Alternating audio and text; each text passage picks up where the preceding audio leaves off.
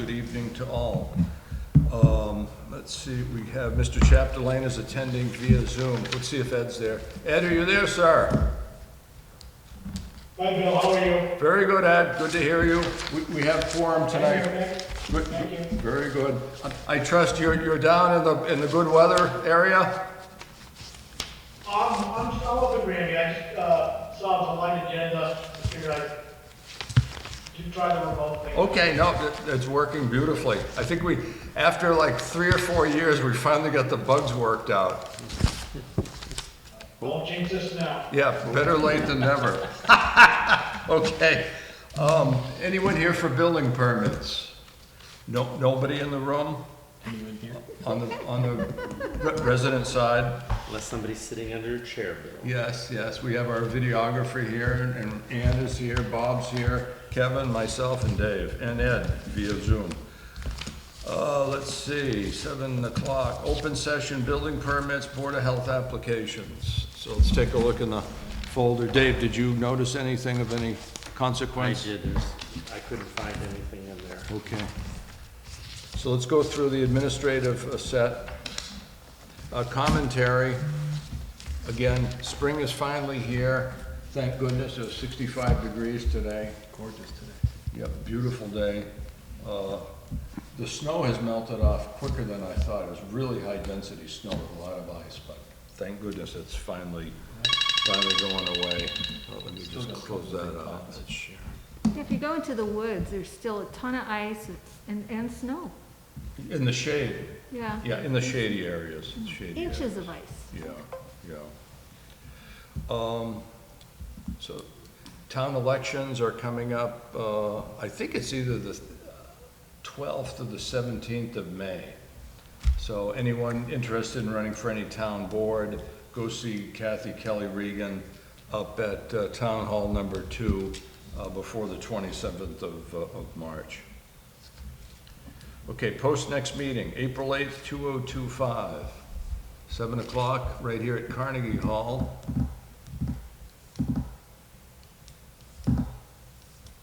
And that is, yep, April 8th, second Tuesday, okay? Approved minutes, February 18th, 2025. Bob, did you take a look at the minutes, sir? I did. Looked good to me. Good, Kevin? I took a look, I thought I might have saw a typo. Where? I could be wrong. If you scroll down, please. I saw, Typos really aren't meant to be corrected. It's changing subject All matter. right. So if it's talking about an and or a the or a but, but if there's something that's missed or written incorrectly, then we do have to update the minutes. Like if there's a comma missing or an apostrophe. I don't know. How do you feel about that? No, that's fine, Dave, that's fine. Actually, most important regarding Sportsman's Club. Ann, did you review our language on that? Is that accurate? Yeah, I guess pretty much. I mean, as long as there's going to be an approval, another site visit before they do it. Okay. Right. Every time they do an application, they need to invite us. Because like right now, there's water flowing there's a lot of water going everywhere. Well, they're only going to do it when it's I stagnant. know, yeah. So, but you guys everybody will see that. You'll see that. it was pretty minor, very minor, so, administrative duties, number 4, bills to pay. There's a first sentence, January.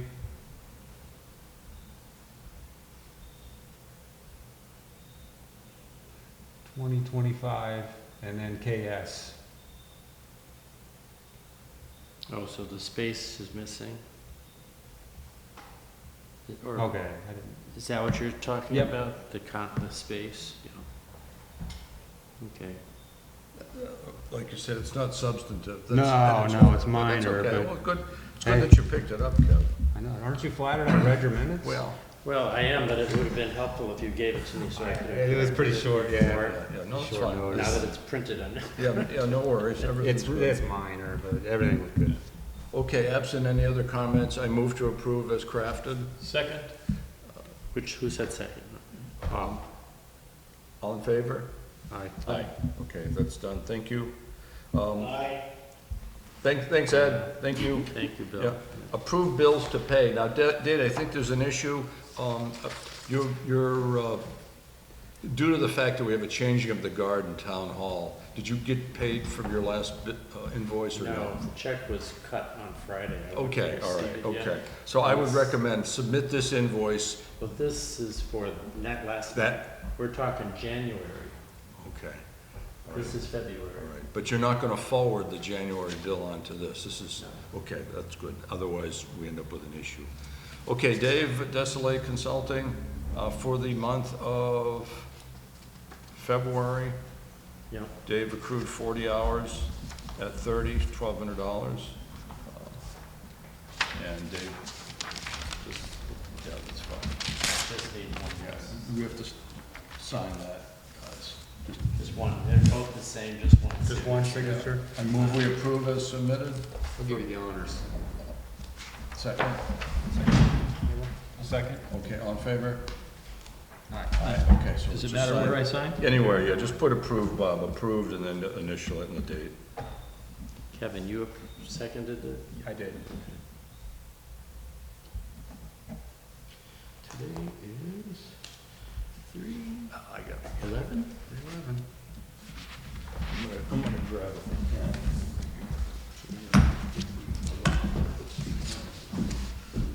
I had a box somewhere.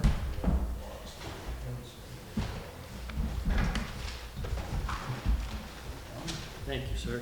Sure. Where the box of pens went? Yeah, it's behind that book. See that Behind the book there? It's a- Oh, you're right. You gotta hide that, those are valuables. There you go. What's he looking for? I brought a box of pens. Box of Oh, yes. the secret stash. Well, I We have hid it some, behind the book. No one's gonna look there. Yeah, you gotta be careful with that book, the silverfish got it. Some of these books are, look like they haven't been moved in 30 or 40 years. I think the last person to read it was George Washington. They were made before they changed the adhesive. Oh, At a certain point, they changed the adhesive of book bindings because silverfish were eating the adhesive. Oh, okay. I don't know what year they figured it out, That's but, neat. old books, the silverfish would just go so to that's, town. yeah, okay. Yep, Do they just eat the adhesive, or do they? they go were, to- oh yeah, they loved it. Okay. They loved it, old books. Do we have the sheet to sign? Bob? I signed it. Oh, okay. Yeah, one signature's fine. Okay. Very good. All set. All right, next issue is financial accounts I update. can give you Yes, a sir. quick report. I can figure it out now. So I'll just go down the basic thing, but as a whole, and according to this, is the financial report for the town of Granby. Expenditures by responsibility, this happens to be for the Conservation Commission.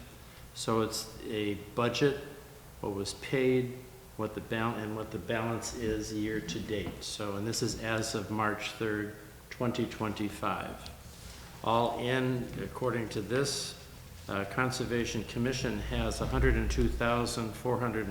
$102,425.09 in its checking account. And it's broken down this way. Dan Crampanese, if you remember, that's the Oh, yes. Zero Phillips Yes, Circle. yes. There's 28 cents left in that account. Eversource, the people that just finished the restructuring of and we know they had a challenge with who do we send the check to, and they basically told us to hold, but right now there's $2,960 in that account that's just sitting there. If you remember on West Street, there's 2 Champlain lots. Lot 1, there's 85 cents left in that one, and Lot 2 has $1 left in that one. So those are basically closed out. The Triad Alpha Partners, if you remember, that's the farm at the end of South Street and Manila Road. They have $12,643 left in their account, and that company dissolved, as I understand it. So something called CPV, Power Holdings Bill, it's $505.20. Al Joyce with Bedrock Financial, that name is familiar, but I don't know which project, but they have $255.94 left in their account. Booton, our friend on Center Street that wanted to sell, I think he did sell, there was 59 cents left in his account. Dakota Richards on Burnett Street. We sent him a check for $410, and according to this, we're short $2.46. Why you would, anyway, that's what's showing here. Then VHB Consultants, I don't know what, You know what again, that is? That's the CVS Pharmacy at Five Corners. $260 Yeah, left in it's that been there account. for good 15 years. Okay. So then there are some special revenue accounts, they're capital projects. Dufresne Dam Repair. So I don't know who, that's the town of Granby, but there's $2,500 left in that account. Then, Conservation Fund General Expense, there's $37,903 in the general expense account. And then the Hatch Fund, which, again, I don't. But by the way, Dave, let me interject. Our conservation fund, not the hatch fund, but the conservation Fund. fund, that is where our RDA and NOI monies. are Because they're supposed to showing go. an expenditure last year of $508, which was this. Because that paid for the device as well as the labor that Okay. we used to Okay. install it. That's fine. So that was the $500. Okay. But there's still almost $38,000 left there. And then the Hatch Fund, that's the biggest. That's got $45,000 in it. So all in all, when you add everything together, it's $102,425. That's it's town money, but it's allocated in the Conservation Commission. Now, I don't know, I don't see anywhere on here the work that's being done on the Forge Pond Dam and Dike. And technically, as I understand it, that's a responsibility that's in the conservation realm, but as far as I understand it, the select board is actually handling it, and we're only being kept informed because I've asked to be copied. Supposedly, that's gonna be funded through public grants. Through public grants, that's true, so it won't it shouldn't be coming out of If these the monies. public grants continue to exist, Well, there's state public grants, aren't they? I think mostly they are, yes. I'd be And afraid of if course, they were state federal. public but- grants are often funded by federal public grants, but as Bobby says, we're not gonna go there. So anyway, that's that's as of March 3rd, Yeah. of Okay. where the accounts stand. And you said you spoke to our friend Brian. I did. Okay, so that's, Very good. That's excellent that you got that, Dave, because normally we don't report that, but, we haven't had- Ed, did you receive all that information? No, Ed must have stepped away. See if he's still online. we're still there. Oh, it's all right. He's Yeah. probably doing something at home. Okay, very, very good. Okay, number 6, Ann, plant of the week. So that is going to be the common or boulder polybody, which is a type of fern. So it's this one. Okay. And I put it in with the wood fern as a comparison, which we did before. Yeah, if you would, I think it's good protocol. Go on camera with it, and you can actually speak to the videographer about this. If you want to sit it down, I can come. Yeah, he can come over with the camera, so that folks at home can see this. Is there anybody on? Well, that's public access. Well, yeah, and this is gonna be uploaded to YouTube anyway in a couple of days, so Yes. people can watch this. Can I sit down? So, I'm gonna need, I did not get the name. or- yeah, go ahead, Ann, if you would again, So it is the common polybody or the boulder polybody.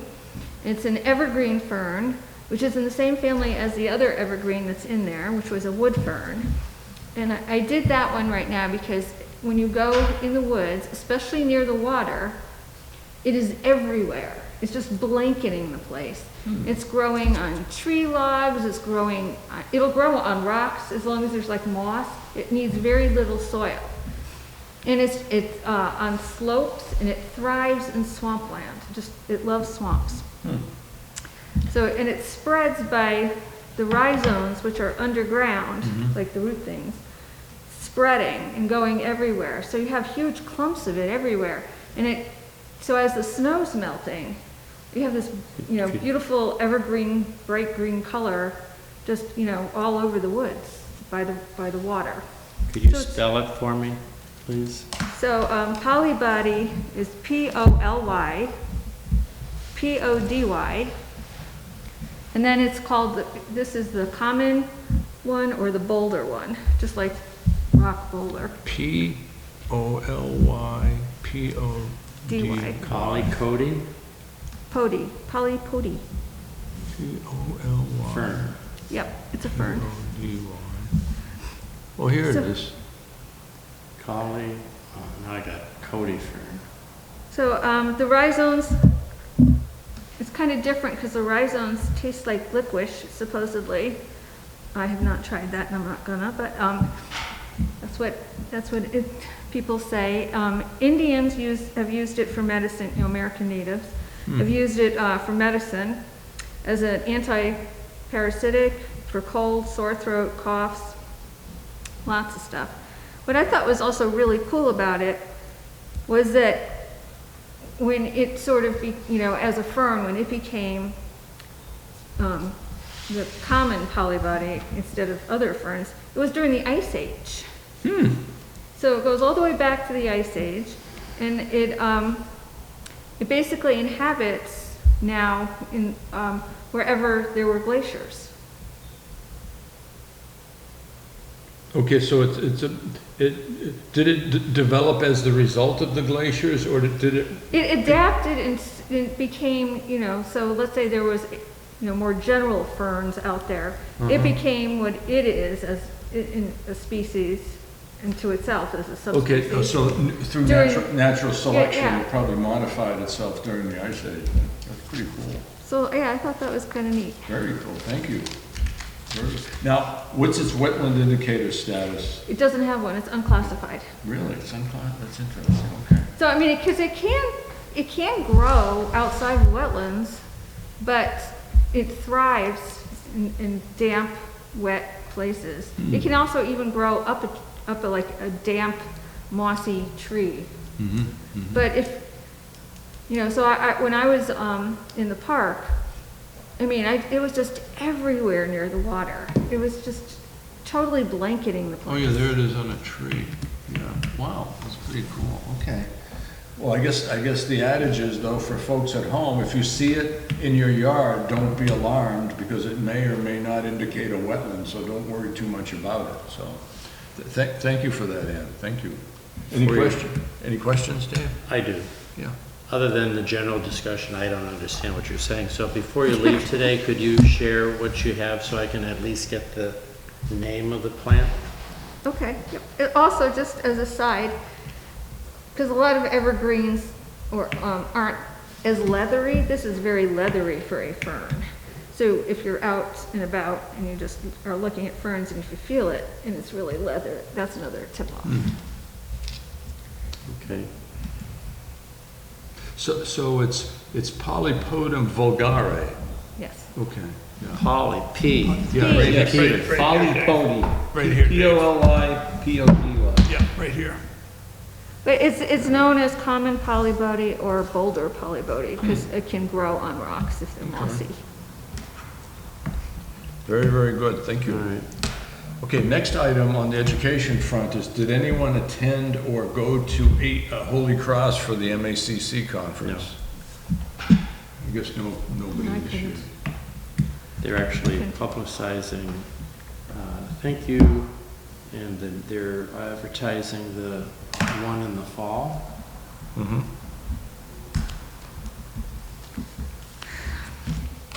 Paige Butler sent out this, Oh. basically thanking everybody who attended the 2025 annual conference. But the fall one is coming up in October on the 25th. It's a Saturday in Devens, Massachusetts. So, and that's the one they usually, Yeah, so they have 2 a year, I Okay, guess. okay. So, It used to be, they've had it in Northampton before, but it's at the old Fort Devens site. yeah, the old Okay. Fort Devens. Yeah, okay, thanks, Dave. And they do have, I don't know the interest, and you are expressing interest to learn more, they do have fundamental courses that are very good in training and informing people that want to be or who are on the Conservation Commission who don't have a background. And I've taken a few of the courses myself, so it does give you a great understanding of the purpose and how these organizations are supposed to operate, as well as some general information about what we're talking about, the Wetlands Protection Act, various plants, waterways, you know. Obviously, Massachusetts has a lot of coastline with the oceans and seas and bays, as well as lakes and ponds, so we've got all different animals and fish that we don't so much out in the western part of the state, but they cover all sorts of aspects of the issues related to conservation, which I found interesting when I attended. I was wondering, Ann, would you be up to delving into plant identification as far as the wetland species? Essentially being our in-house plant consultant, would you be willing to do that?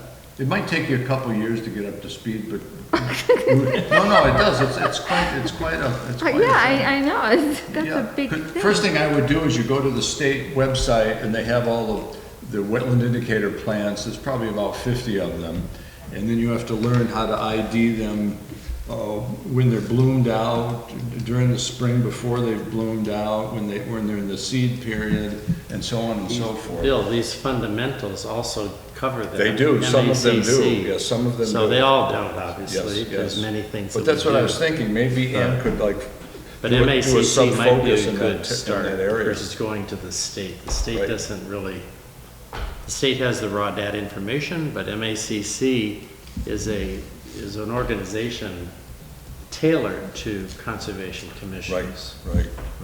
So isn't that already someplace where we already have all the wetland plants ID'd and everything? Well, I think what Bill is suggesting is, instead of researching each and every time, is to start familiarizing ourselves, and that would even be. Yeah, so when we go on a job and do So- a quick walk around with some potential applicants, you can say, oh yeah, that one is such and such, it's facultative wet, or that one's obligate, that one's a real problem. I can try, but Yeah, I can try that. Keep in mind that, that's not my background. well, I No, realize. it's not my background either, but I gain the most by We can learn. actually We attending can learn. site visits. Okay, That's where I gain the most, and unfortunately, you're right, Bill.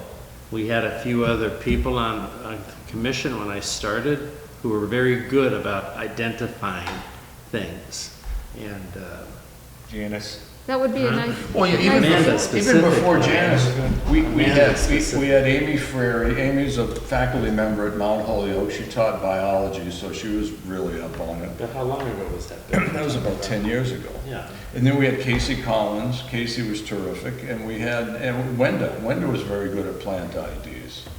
Amanda was too. And Amanda was good. Amanda Well, was I good can as well. try, I can try. Okay, sure, thanks. But all these people, that was their specialty. To be Right. fair, that was their specialty. So it's not like, Kevin is the closest one that That's deals right, with Kev, you can do plants. that. Because you didn't deal You with can do a lot plants of other plant than ID, taking can't you? smokes. Are you good at that sort of stuff? Decent, but when you start getting into wetland, the understory, the underbrush, and, especially the grasses, the sedges, and the herbaceous plants, there's a lot of them. And, you spend so much time worrying about the big trees, because that's what you see. Like, oh, look at that 80-foot white oak, or that, it's too easy to, look at that big thing, and you ignore everything underneath. Okay, Yeah, especially grasses are very difficult to identify, and a lot of times you need a flowering state to identify different grasses. Right. Because I know Janice's husband is an expert in ferns, and there was another guy locally, his name was Ross, I think, that was an expert at mosses. So again, you can really delve into this very, very deeply. But again, I think for our purposes, just a cursory knowledge of the plants ID'd and the state regulations would be a good start for us. okay. Speaking of odd plants, you ever see ironwood around here, Kevin? Is that the same thing as hornbeam? It's a very, very dense tree. It has a super smooth bark, but man, I think I might have one out back now. I was out, you I- see me out there every day, Bob, with a cat. I'm out there with a pruning. An ironwood is a term I hear from an old arborist who didn't go to school, just learned, Okay, grew up okay. with a chainsaw in his hand, and like, oh, that's an ironwood. I know because my chainsaw was struggling through it. But at school, I'm pretty sure that's a hornbeam. Okay. I could be wrong though, because sometimes they'll come up with their own terminology and they're wrong. Yeah, Kevin Brooks used he used to denote ironwood around town from time to time. Do we have a tree warden? Or Who is the tree, that's a good question. Who is the tree warden these days? I don't We have know. a tree warden, but he's shared. I think it might be Dave DeGrocher. I think it That's is. who, Yeah, that he told me, Dave's- he was the tree warden when he was cutting down our trees. Yeah, okay, Dave's the tree Cleaning up our warden. trees. Dave's the tree But he said it's not a permanent. warden. Right. It moves around. Yeah, We're required to have a tree Oh, warden. yeah. We used to have Gary Phelps used to be a full-time tree warden. So, And he had a background in and he was an arborist. Yeah, I believe a tree warden should be a mass certified arborist. Oh, yes. we have Oh, a yes. background. And I know there's only so I many. know we're of them around. required to have one by state law. Yes, that's So- right, that's right. Okay, moving on. News and announcements. Any other news or announcements? I mean, any news and announcement. I guess- Nobody said anything. I guess the only thing is Kathy Leonard will be leaving at some point in the next few Should we months. put that in our news? No, I'm just chit-chatting that. Well, be careful when you chit chat because it's gonna wind up. Well, no, but I'm thinking, Dave, when Kathy leaves, are you gonna handle some of her duties going forward for a period of time? Are you prepared to do so? That is posting stuff with the I newspaper? can, but I need to be told what to do. Okay, So that's the problem. so that's, my thought is, And the challenge with that bill is this commission, like all the other commissions or meeting, they need to have an administrative person. That's, I don't know if that would fall under my bailiwick, because I'm an agent for the commission, Right, which right. is doing other things. Right. I can fill in a moment. right, I think that's what Kathy has done, and all of a sudden the job's stuck, and now she's got so many things on her plate. She's doing more than she should be. I'm just looking out a couple of months in the event Kathy finally retires and we haven't ironed out who's gonna be doing the postings and the ads for the Well, newspaper. she told me that they found another teacher to, well, no, that's the, That's the town Town administrator. She's administrator. assistant administrator. you know. So anyway, She was an administrator. Anyway, But just, anyway, we don't have any news in okay, so just keep that in the back of our head. Okay, site visits to be scheduled. I want to start labeling them. We've got Kit Aldridge at 49 Aldridge Street, and that's the mill that was taken down and the area of recompense.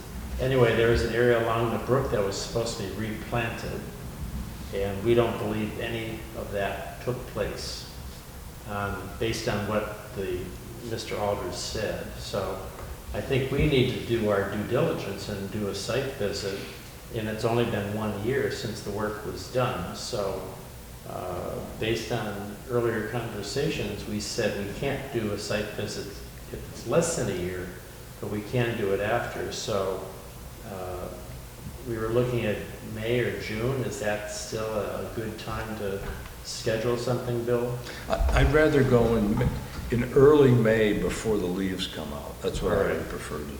All right. Early May. Then the second batch is the 3 gravel pits. Oh, And I yes. was looking at April, Yes. picking a week. Now, can you two gentlemen come to something? I can come, again, with me, it's all what my neurosurgeon says on April 3rd, if I'm gonna have surgery or whatnot, so. Obviously, schedule. I'm looking at global things. If you have an event that pops up like that, Yeah. we're gonna have to be flexible. But Kevin is one that, with your new work schedule, you haven't been able to come to any site visits. Is that going to continue that way, do you think? Yeah, it's been pretty difficult. pretty, stretched pretty thin. You're staying at Gillette this year, right? Yeah. So even a weekend wouldn't, we wouldn't be good for you technically, because we're rolling, I mean, April, I don't know, your schedule becomes more active as rowing season starts, you may be open by that point. Yeah, if you're gonna do a weekend, it needs to be this month, cause come April, It's it'll too late. probably, yeah, it'll be too late. So I think, Well, not with the this, snow melting, I think we could do something this month. Well, there's only a couple of weekends left. Right? yeah, this weekend's no good. But So it's only one weekend.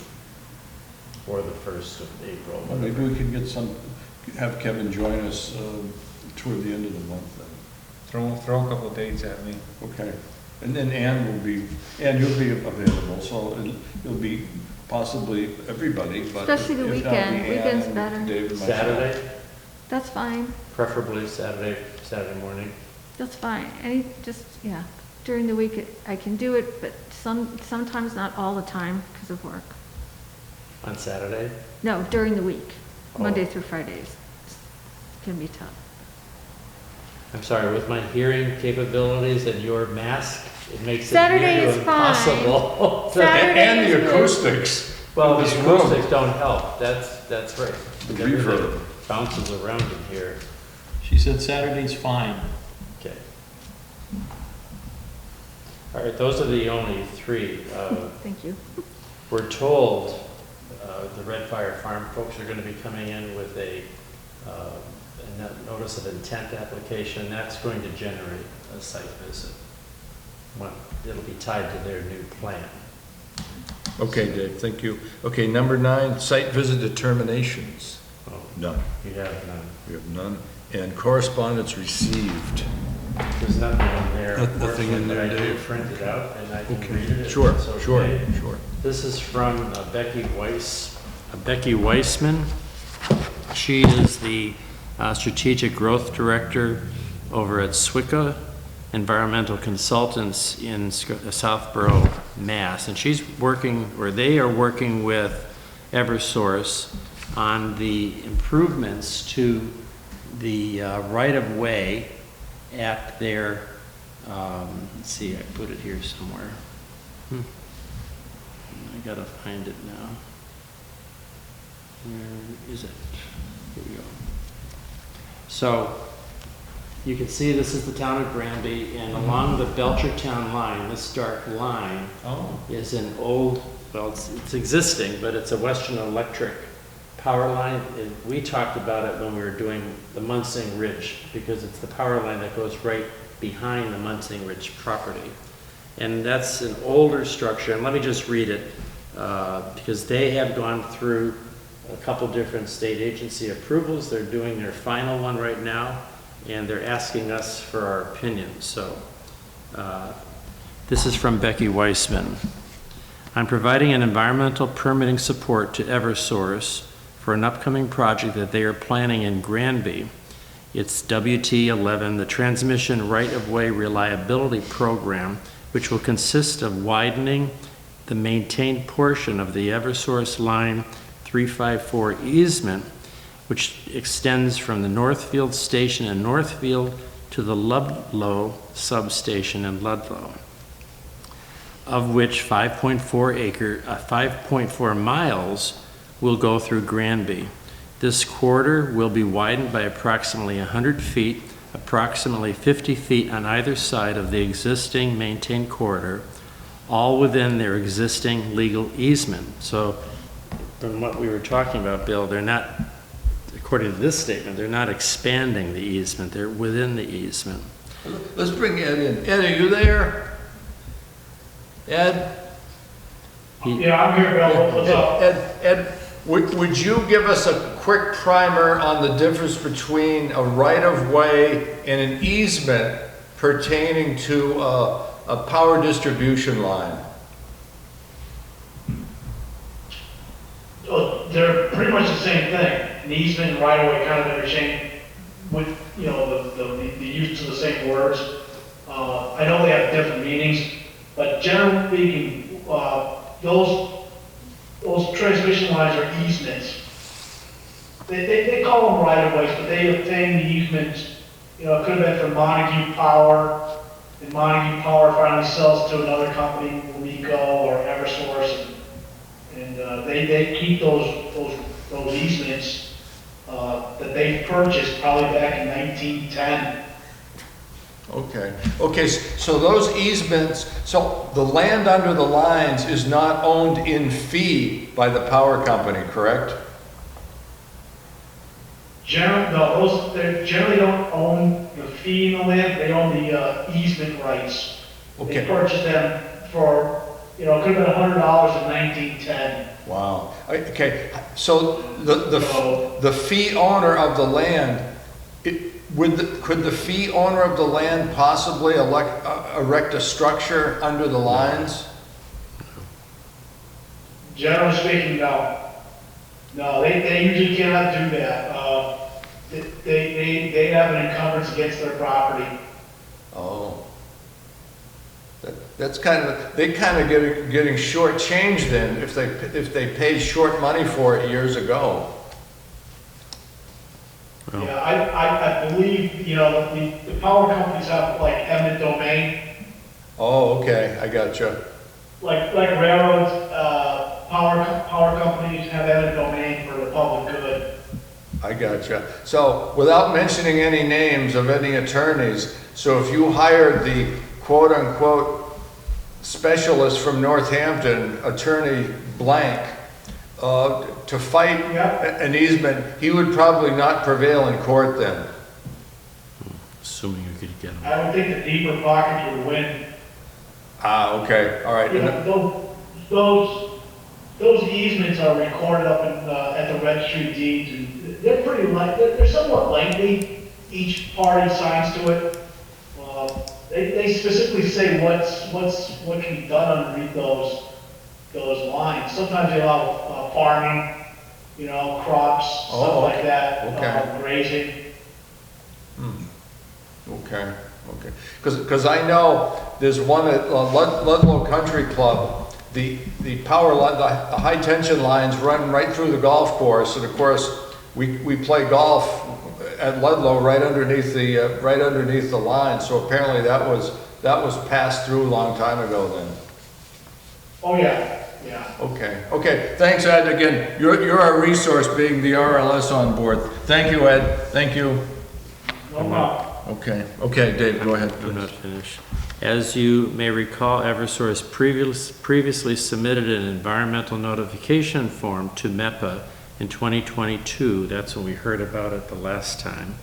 And we have been working since that time and conducting detailed and alternative analysis and identifying specific locations where the tree clearing width can be reduced.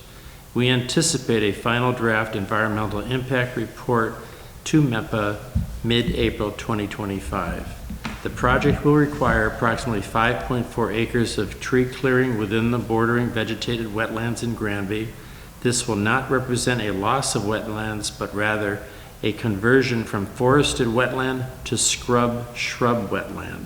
The project will similarly affect 2.6 acres of 200-foot riverfront in Granby. We are planning to file an NOI for this work with the town in the fall of 2025. So that's probably along Stony Brook or Bachelor Brook. In the meantime, we are seeking opportunities to provide wetland mitigation for the forested wetland conversion, and we are looking to the conservation commissions in each town crossed by this project for suggestions on possible projects, land in the town that may provide such opportunities. For example, culvert replacements, daylighting projects, land preservation, etc. Your thoughts are greatly appreciated. Thank you in advance for your time. So that's the whole question of this letter. So this is a work in progress. They haven't started cutting the trees yet, but they're asking, if you think about the last Eversource project, the town got a new culvert on Bachelor Brook. And is there another such project that's needed in the town that could be included or a couple projects, you know, they're looking for ideas on projects. Do you have any? Dufrane's Park, maybe the Well, dredging? those are all, I mean, you heard, I hope we have funds in it, that's an ongoing project. But I haven't seen any activity on it, so, but I think they're looking for, my thought was that we reach out to Dave DeRocher at the Highway Department to see if there's any, like another culvert. I don't know if that's a good suggestion. I'd recommend that, Dave, that's a good idea. Yeah. Another one that stands out to me is the fixing the drain underneath CVS. Keeps backing up. Well, that's under private Well, property. we're gonna let DOT have. Yeah, that's a I'm looking at DOT to help there. Yeah, actually, that's on our other list to discuss Yes. tonight. Ed, do you have any suggestions other than the Dufresne Park? Is that the dam on Dufresne's? No, you know, either the dam or the dredging, I don't know. What, this is part of the in lieu of, when they have a project, they have to do some other work. Yeah, yeah, yeah. Well, they're mitigation. changing the wetland at the forest, so I guess they are Yeah. mandated to do something for the town.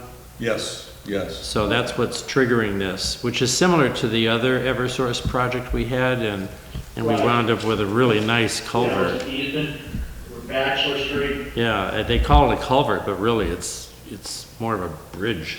I agree.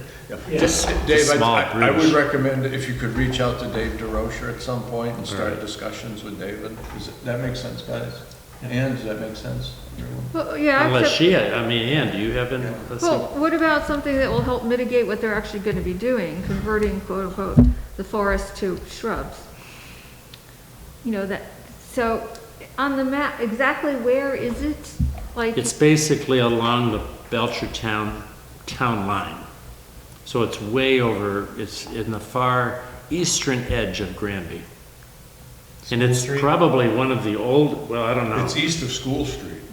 It's way Oh, up the it's hill. on the It's way Belchertown up the hill. line. It's at one of the higher elevations. You weren't around, we were working on Munsing Ridge, and that's the only reason I'm aware of it, because it's it's on the Granby side of the Belchertown line. And according to the map here, it's pretty consistent all the way up to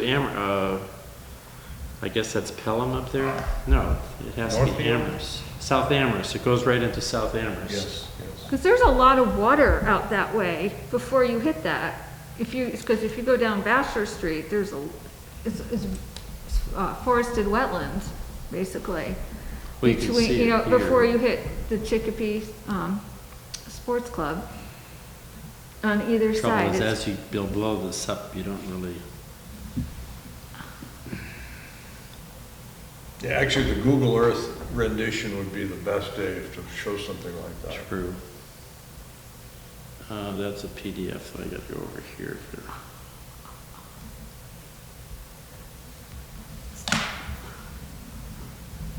That monitor is terrific, isn't it? Does do a good job.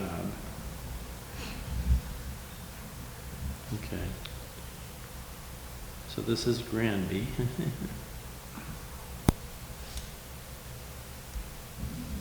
So you can see this is Forge Pond. Yeah, I'd go to the aerial photo, click on your aerial photo, Dave, your most recent. And sometimes those aerial photos, you can really see what's going on, but you have to zoom in a little bit. 21. So you can just about see it right Oh, there it here. is, yeah. So like, is it gonna affect any residents who would be with the power lines going through their property? Is it going to what? Affect residences. I don't think so. I mean, any residence that's close to it, but as Ed was saying, any residence that has property under there knows of this, and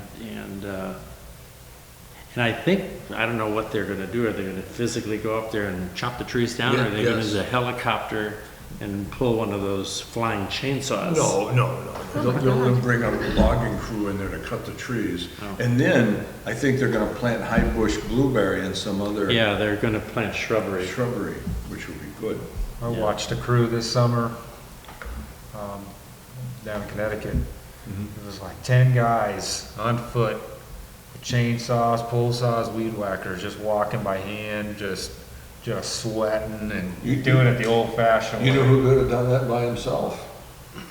Dave Parson? Oh, yeah. Yeah, these guys were doing it the old fashioned That's way. funny. They were like, I was like, oh, how did you find these workers? Wow. Fun. People don't like to do that kind of stuff these days. So Dave, what riverfront are they talking about? Are they talking Bachelor Bachelor Brook? Brook primarily, because Stony Brook is too far away. This is Bachelor Brook right here.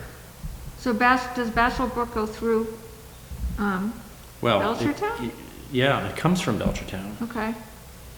So it comes from Belcher. This road is basically in Belchertown. So wherever we have the worst problem right now that we would need a culvert, they'll fix, they'll do that? Well, that's why we reach out to the highway department. Yeah, actually, there was a culvert on Easton Street that we had talked about 10 years ago, and it needed a culvert replacement in conformance with the stream crossing standards, which means it has to be a little higher and a little wider. We were talking about that years ago. We did not have local funding to do it. This might provide the necessary funding.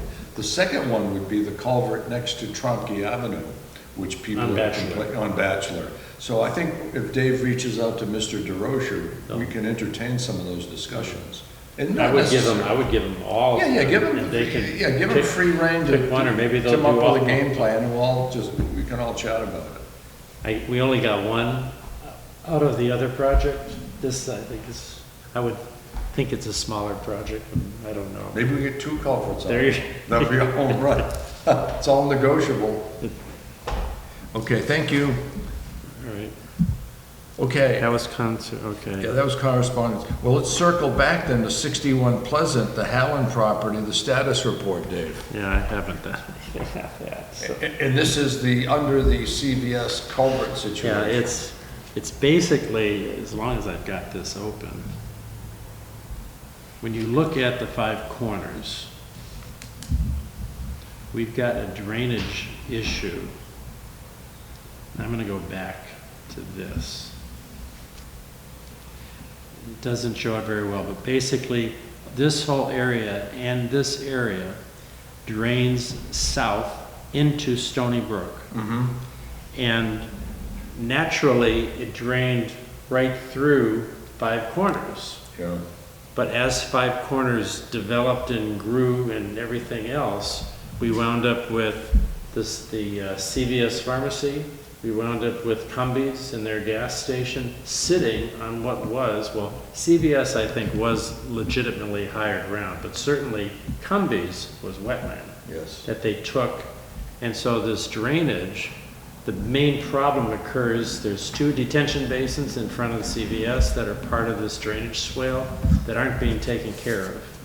And half of the property belongs to the state of Massachusetts, and we're hoping that we can get the state to put together a maintenance and operations plan so they can at least take care of those detention basins, because when they don't work, they wind up backing up. And believe it or not, all the houses that are along Amherst Street here, their basements are flooding because the water's backing up in the pipe. And we were called because when they were doing the improvements at the 5 corners, the culverts going, or the pipes, they weren't culverts, but the pipes going underneath 202 were full of water, and they couldn't get them to drain. So the worker, the contractor, took it upon themselves to clean out, minimal cleaning, because it wasn't major, it was minimal cleaning, just so the water would flow through those detention basins. But according to Dave DeRocher, because we talked to him about this, they've never been taken care of. Cumberland Farms has never taken care of them, Granby certainly hasn't taken care of them, and the Commonwealth hasn't taken care of them. So we dug these holes, and they worked, but anybody that's lived here knows that those detention basins that filled up with trees that go through their entire living cycle, then they rot and they fall off, they drop into the detention basin. Mother Nature's filling them up because that's what she does. She likes swampland. Dave, could you talk to Dave DeRocher again? Maybe set up a site visit, me, and you and the rest of the commission if available. We've and reached Dave- out to Patricia Leavenworth, and that's the lady in charge of the project from the state. And we've sent a letter, Yes. Dave DeRocher sent letters, and we haven't heard anything But from him. let's meet with David on site someday, the All right, I commission. have to talk to him about the other. Okay, things, so yeah, maybe while you're we'll talking coordinate. about that, say, by the way, why don't we meet at the Cumbies detention base? All right. Okay, Dave, thank you. Okay, anything else for tonight, folks? Anything else, Dave? That's it, Bill. Okay, I move we adjourn. Second. All in favor? 7:50. All right, very good, thank you. Thanks, Ed, thank you.